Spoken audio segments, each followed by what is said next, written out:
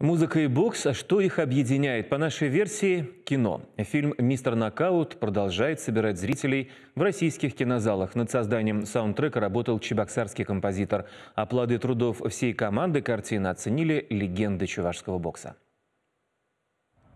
Напомним, что в основу сценария фильма «Мистер Нокаут» легла история жизни и победы реального спортсмена, олимпийского чемпиона, обладателя Кубка Вилла Баркера, самого техничного боксера олимпийского турнира Валерия Попенченко. Разыграли как по нотам, это уже отзывы о саундтреке, над которым в составе команды композиторов работал чебоксарец Антон Якшибаев. Он выпускник нашего музыкального училища. Как зритель фильм впервые увидел в столичном кинозале в центре Москвы.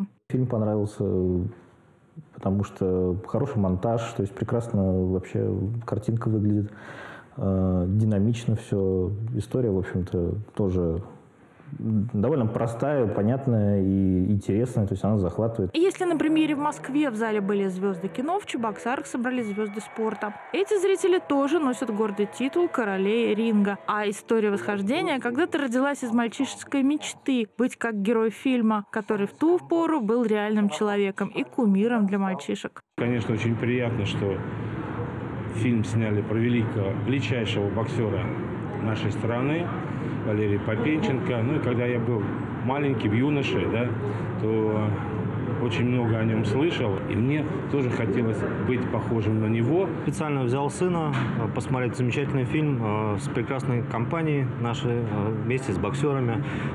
Фильм очень понравился, все реалистично. Вот. Будем воспитывать следующее поколение боксеров. Вот и сын мастера спорта России по боксу Евгения Волкова-Степан уже решил, кем будет, когда вырастет. Я буду боксером.